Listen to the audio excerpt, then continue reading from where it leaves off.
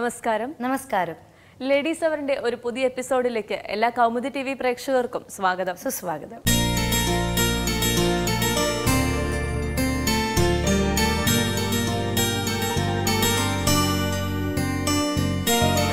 നമ്മൾ ഇന്ന് സംസാരിക്കുന്നത് ഇന്ത്യൻ ദേശീയ പതാകയെ കുറിച്ചാണ്. കാരണം അത് സംസാരിക്കാൻ ഒരു കാരണം കൂടിയുണ്ട്. ഈ കഴിഞ്ഞ മാർച്ച് 5-നാണ് ഇന്ത്യയിലെ ഏറ്റവും ഉയരം കൂടുതലായിട്ട് ഏറ്റവും ഉയരത്തിൽ ദേശീയ പതാക സ്ഥാപിച്ചത്. പഞ്ചാബിലെ അട്ടാരിയിലാണ് അത് ചെയ്തത്. 360 അടി ഉയരത്തിലാണ് പതാക സ്ഥാപിച്ചത്. ഇതിന് മുൻപുണ്ടായിരുന്നത് 300 അടിയാണ്. അത് ഝാർഖണ്ഡിലെ റാഞ്ചി എന്ന് പറയുന്ന സ്ഥലത്തായിരുന്നു. അപ്പൊ നമ്മുടെ ഇന്ത്യയുടെ അഭിമാനമായ ദേശീയ പതാക അല്ലെ, അങ്ങനെ ഒരു അഭിമാന സ്തംഭത്തെ കുറിച്ചുള്ള വിശേഷങ്ങളാണ് നമ്മൾ ഇന്ന് സംസാരിക്കുന്നത്. അപ്പോൾ എല്ലാവർക്കും അറിയാലേ, നമ്മുടെ ഫ്ലാഗിനെ, നമ്മുടെ നാഷണൽ ഫ്ലാഗിനെ നമ്മൾ ഊമനത്തോടെ വിളിക്കുന്നത് തിരങ്കി എന്നാണ്. അപ്പം തിരങ്കി എന്ന് പറഞ്ഞാൽ ട്രൈ കളർ ഫ്ലാഗ്. അപ്പം ഇന്ത്യയുടെ തിരങ്കി ഇങ്ങനെയാണെങ്കിൽ ഇറ്റലിയുടെ തിരങ്കി ഇങ്ങനെയാണ്. അതെ. പിന്നെ ഓക്കെ, അതിനെ കുറിച്ച് കൂടുതൽ പറയാം. അതിന്റെ പകുതി മുറിക്കുമ്പോൾ വേറൊരു കൺട്രിയുടെ ആകും. അതിനെക്കുറിച്ച് കൂടുതൽ പറയാം. എങ്കിൽ പോലും നമുക്ക് ഇന്ത്യയുടെ ആ ഒരു നാഷണൽ ഫ്ലാഗ് ഇത്രയും കാലം 2002 വരെ നമ്മളൊക്കെ ഇൻഡിപെൻഡൻസ് ഡേക്കും റിപ്പബ്ലിക് ഡേക്കും ഒക്കെ വളരെ അഭിമാനപൂർവ്വം നെഞ്ചിലൊക്കെ കുത്തിക്കൊണ്ട് നടക്കില്ല. അത് 2002 വരെ അതിന് സമ്മതമില്ലായിരുന്നു നമുക്ക് പ്രൈവറ്റ് യൂസിന്. അങ്ങനെ ഉപയോഗിക്കാൻ പാടില്ലായിരുന്നു. അത്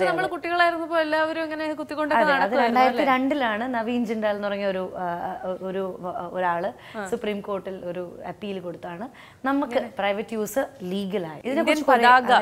എന്ന് പറയുന്നത് ഡിസൈൻ ചെയ്തത് ആളെ നമ്മൾ മറക്കാൻ പാടില്ല. പിങ്കാളി വെങ്കയ്യ എന്ന് പറയുന്ന ആളാണ് അത് ഡിസൈൻ ചെയ്തത്. അദ്ദേഹത്തെ നമ്മൾ ഒരുപാട്, എനിക്ക് തോന്നുന്നു ഒരുപാട് പേർക്ക് അറിയില്ല എന്ന് തോന്നുന്നു അങ്ങനെ ഒരാളാണ് അത് ഡിസൈൻ ചെയ്തത് എന്നുള്ളത് അല്ലേ. ശരിക്കും ഒരു തെലുഗു കോൺട്രിബ്യൂഷൻ ആണ് അപ്പോൾ അതിൽ ഫ്ലാഗിലേക്ക് വന്നിരിക്കുന്നത്. ഏതായാലും കൂടുതൽ വിശേഷങ്ങളിലേക്ക് വരാം. ആദ്യ സെഗ്മെന്റ് സ്മാർട്ട് ലേഡി.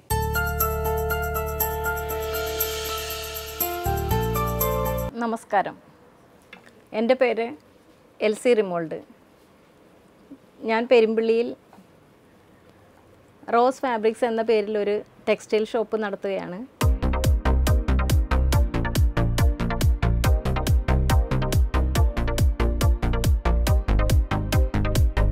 എൻ്റെ ഹസ്ബൻഡിന് പ്രൈവറ്റ് ഫേമിലാണ് ജോലി സംബന്ധമായ പല ട്രാൻസ്ഫറുകളും ഉണ്ടായിരുന്നു.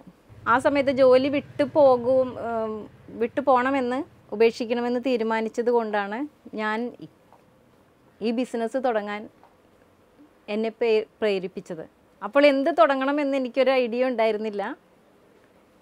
അപ്പോൾ എൻ്റെ ഹസ്ബൻഡും മക്കളും കൂടി ചേർന്ന് എന്നോട് പറഞ്ഞു, ഒരു ടെക്സ്റ്റൈൽ ഷോപ്പ് തുടങ്ങാം, അത് വിജയകരമായിരിക്കും എന്ന് തോന്നിയത് കൊണ്ടാണ് ഞാനിപ്പോൾ ഈ ഷോപ്പ് നടത്തിക്കൊണ്ട് പോകും. തുടക്കത്തിൽ എനിക്ക് വളരെയേറെ ബുദ്ധിമുട്ടുകൾ ഉണ്ടായിരുന്നെങ്കിലും ഞാൻ ഈ ഫീൽഡുമായിട്ട് ഒരു ബന്ധമുണ്ടായിരുന്നില്ലാത്ത കക്ഷിയായതുകൊണ്ട് എനിക്ക് തുടക്കത്തിൽ വളരെ ബുദ്ധിമുട്ട് അനുഭവപ്പെടേണ്ടി വന്നിട്ടുണ്ട്.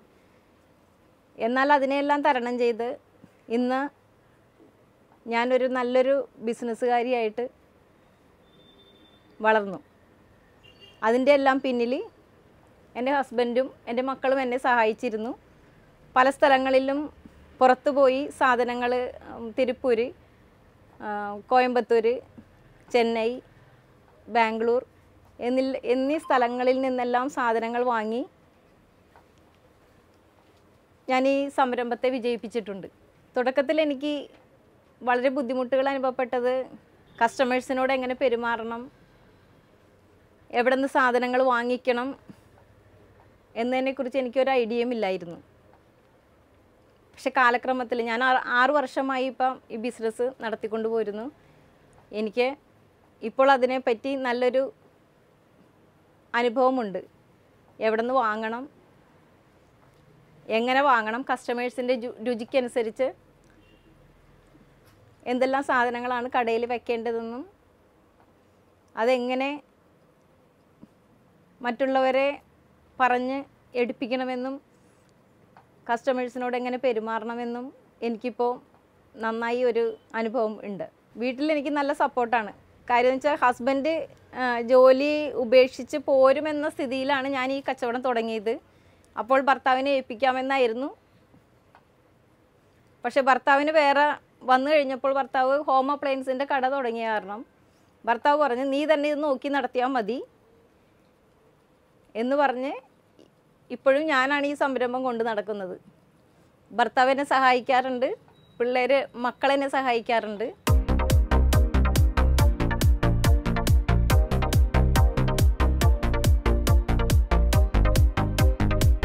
ഇപ്പോൾ ഇത് ഭംഗിയായിട്ട് കൊണ്ടു നടക്കാൻ എനിക്ക് സാധിക്കുന്നുണ്ട്. സമയത്തിൻ്റെ ദൗർലഭ്യം എന്നെ എൻ്റെ കുടുംബജീവിതത്തിനെ സാരമായി ബാധിച്ചിട്ടുണ്ട്. പക്ഷേ എന്നിരുന്നാലും എൻ്റെ ഹസ്ബൻഡും മക്കളും അത് അംഗീകരിച്ചുകൊണ്ട് ഞാൻ അതിൽ സംതൃപ്തരാണ്. ഫ്യൂച്ചറിൽ എനിക്കിത് ഒരു കട ഒന്ന് വിപുലീകരിക്കണമെന്ന് ആഗ്രഹമുണ്ട്. അതിനായി ഞാൻ എൻ്റെ മാക്സിമം ഞാൻ കടയിൽ ഇറങ്ങി പ്രവർത്തിക്കുന്നുണ്ട്. വിജയിക്കുമെന്നാണ് എൻ്റെ വിശ്വാസം. ഈ ഫീൽഡിൽ കഠിന പ്രയത്നം വേണം, കസ്റ്റമേഴ്സിന് പെരുമാറാനായിട്ടുള്ള ക്ഷമ വേണം. ഇതെല്ലാം ഉണ്ടെങ്കിലേ ഒരു കട ഭംഗിയായിട്ട് വിജയിക്കാനായിട്ട് കൊണ്ടുനടത്താനായിട്ട് സാധിക്കുകയുള്ളൂ. കസ്റ്റമറുടെ അഭിരുചിക്കനുസരിച്ച്, ഫാഷൻ മാറുന്നതിനനുസരിച്ച് സാധനങ്ങൾ പർച്ചേസ് ചെയ്യുവാനും അവർക്ക് ഇഷ്ടമുള്ള രീതിയിൽ അത് അവരെ പറഞ്ഞ് ബോധ്യപ്പെടുത്തി അവർക്ക് കൊടുക്കുവാനും ഞാൻ ശ്രമിക്കാറുണ്ട്. തുടക്കത്തിൽ എനിക്ക് 2 ഷോപ്പ് ഉണ്ടായിരുന്നത്. ഇപ്പോൾ ഞാൻ വേറൊരു ഷോപ്പും കൂടി അതിനോടനുബന്ധിച്ച് തന്നെ എടുക്കാൻ എനിക്ക് ഭാഗ്യമുണ്ടായി. എന്നാലും ഭംഗിയായിട്ട് തന്നെ ഈ കട കൊണ്ടുപോകാൻ എനിക്ക് എല്ലാ സ്ത്രീകൾക്കും വിചാരിച്ചാൽ ഭംഗിയായിട്ട് കൊണ്ടുപോകാവുന്ന ഒരു ബിസിനസ്സാണ് ടെക്സ്റ്റൈൽ.